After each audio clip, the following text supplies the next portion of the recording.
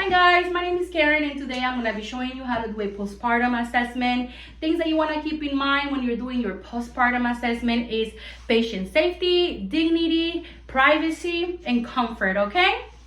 Let's begin. I'm going to start by asking my friend if she consents to be videotaped. Yes, I consent. Perfect.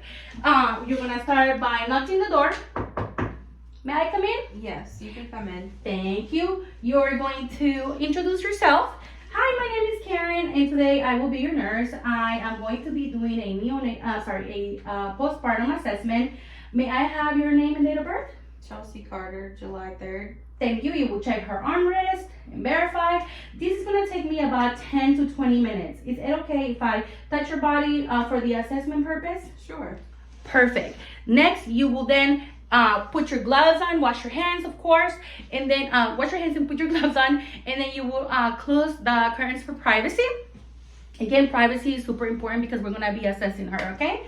Then we start by asking her questions. We want to know about the birth history. How was this baby delivered?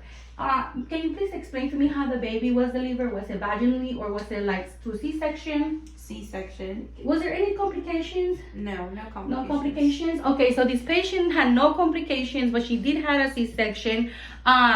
And then after you assess the birth history, you want to take her vitals. You want to know her temperature, you want to know her blood pressure, you want to know her heart rate, her respirations, her pulse, and her oxygen levels, okay? Once we're done doing the vitals, we will then start moving on to the assessment. For the assessment, we use the acronym BUBBLE HERD, and BUBBLE stands for several things. The B stands for breast. And what we're checking in the breast is for we're assessing the softness of the breast. We're checking that breast doesn't have any nipples that are cracked. We're going to be palpating her as well. We're checking that there is no lumps or bumps. We're making sure that there's colostrum or milk flowing from it, because remember that she's going to breastfeed that baby. If she's really sore, she might have a hard time breastfeeding, okay? And I'm going to be asking her, how are your breasts? Are you feeling okay with your breasts? Are they cracked? Nope. No? They Okay. feel fine. Are you having a colostrum come out? Yes? Yes. Okay. And milk? Yes. Okay, so at the beginning you're gonna see colostrum come out, and then eventually that colostrum is gonna turn to milk, okay? So that's something that you wanna keep in mind. The next part of the assessment is the uterus. And the uterus needs to be firm and hard, and it needs to be midline, okay? And what we wanna see is that uterus descending about 1 finger breadth per day. We wanna make sure that uterus is not buggy or soft, okay? And massaging the fundus can help to bring that firmness back. So that's something that we want to do. We will counterclock with the massage. And the next part of the assessment is going to be the bladder. For the bladder, you're checking that she has normal voice. And I will ask her, have you urinated already?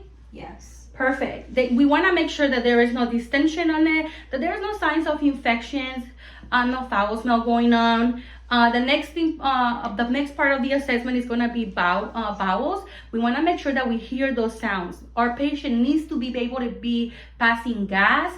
We want to make sure that her her bowels are soft and that there is no signs again of distension, okay? And I'll ask her if she has passed gas.